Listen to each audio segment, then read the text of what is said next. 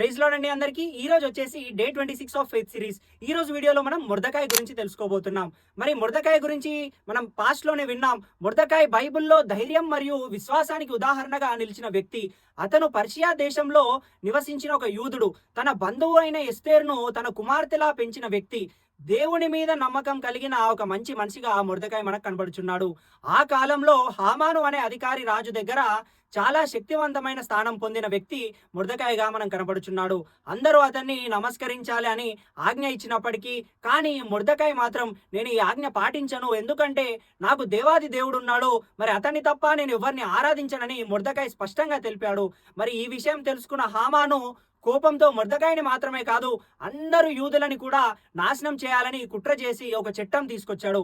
ఈ ప్రమాద సమయంలో మొర్దెకాయ్ ఎస్తేరుకు ఒక సందేశం పంపాడు.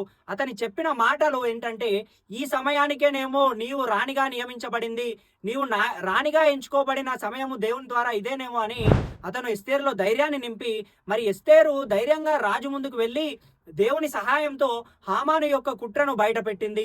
మరి యూదులు రక్షింపబడ్డారు. చివరకు మొర్దెకాయ్ రాజ్యంలో ఒక గౌరవమైన స్థానంలో నిలిచిన వ్యక్తిగా మనకు కనబడుచున్నాడు.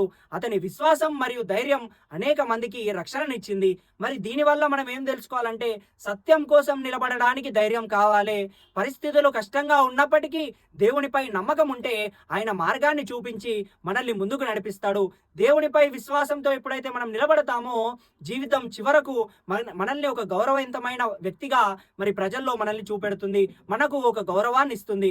అందుకే మరి మొర్దెకాయ్ జీవితం మరి చివరిలో ఒక గౌరవనీయమైన స్థానం అదే రాజ్యంలో వచ్చుటకు మరి దేవుడు సహాయం చేశాడు. మరి ఇదొచ్చేసి మొర్దెకాయ్ గురించి. మరి రేపు ఇంకొక ఇంట్రెస్టింగ్ క్యారెక్టర్ గురించి తెలుసుకోబోతున్నాం. అప్పటి వరకు వీడియో నచ్చితే లైక్ చేయండి, మీ థాట్స్ కామెంట్ చేయండి.